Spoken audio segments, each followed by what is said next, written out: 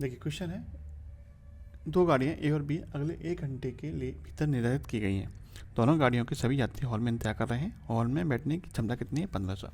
ये हॉल में कुल बैठने की क्षमता कितनी है? 1500 है, जिसमें से 10% खाली है। 10% खाली है, इसका मतलब 10% हटा दीजिए। 1500 का 10% कितना हो जाएगा? तो आप कहेंगे 1500 का 10% हो जाएगा आपका 150, यानी कि 150 क्या है? खाली है।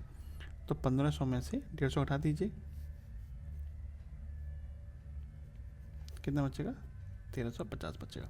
यानी अभी जो यात्रा प्रतीक्षारत यात्रियों की संख्या जो है वो कितनी है? 1350 है। ठीक है, जो वेटिंग रूम में बैठे हुए हैं।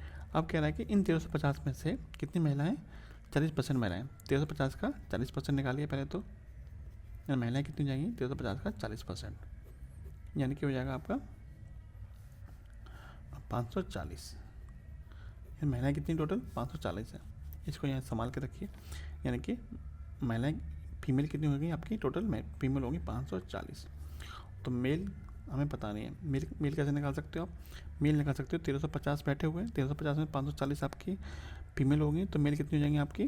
तो इसमें से इसको माइनस कर दीजिए, 1350 में 540 माइनस करेंगे तो ये हो जाएगा आपका 810। टोटल मेल कितने हो गए? 810 मेल हो गए। अब आगे देखिए, अब कह रहा है कि प्रत्येक ट्रेन में बैठने की क्षमता प्रतीक्षालय में बैठे यात्रियों की 2/3 है।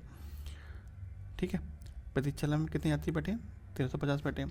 तो प्रत्येक ट्रेन में कितने व्यक्ति बैठ सकते हैं? 1350 का 2/3 कर दीजिए, तो ये हो जाएगा आपका 45, 450 दूनी 900, यानी प्रत्येक ट्रेन में 900 व्यक्ति बैठ सकते हैं। ठीक है, ट्रेन ए आती है, ट्रेन ए के यात्री ट्रेन में सवार होते हैं। ट्रेन ए में सवार आधे यात्री क्या है? महिलाएं। प्रत्येक ट्रेन में कितने व्यक्ति बैठ सकते हैं? 900 व्यक्ति बैठ सकते हैं। तो ट्रेन ए में कितने व्यक्ति बैठे हैं? 900 व्यक्ति बैठे हैं। उस 900 में से आधी क्या है? महिलाएं। ट्रेन ए में महिलाएं कितनी हो जाएंगी? तो ट्रेन ए में महिलाएं हो जाएंगी 900 का आधा 450। ठीक है, टोटल महिलाएं कितनी थी? 540 थी। तो ट्रेन ए में कितनी बैठ गई? 450 बैठ गई। ठीक है, कोई दिक्कत नहीं यहाँ तक। अब आगे देखिए, ट्रेन ए में सवार आधे यात्री महिला हैं, बाकी यात्री ट्रेन बी में सवार हुए। ठीक है, ट्रेन ए में सवार पुरुषों की संख्या, तो ट्रेन ए में 450 महिलाएं थी, तो पुरुष कितने होंगे? 450 ही होंगे। ठीक है, क्योंकि टोटल यात्री 900 थे, तो 450 आपके क्या होंगे? पुरुष होंगे। ठीक है, ट्रेन ए में सवार पुरुषों की संख्या और ट्रेन बी में सवार महिलाओं के बीच अनुपात।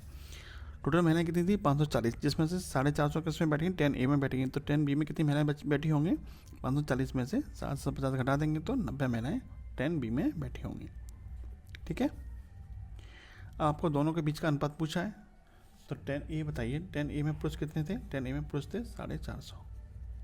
ट्रेन बी में महिलाएं कितनी थी? 90। दोनों का अनुपात निकाल लीजिए, 9 एकम 9, 9 पंजे 45, यानी कि 5:1।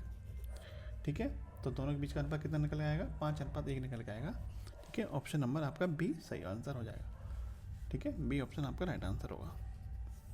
वीडियो अच्छी लगी हो, समझ में आई हो तो लाइक और शेयर करना मत भूलना। जय हिंद, जय भारत।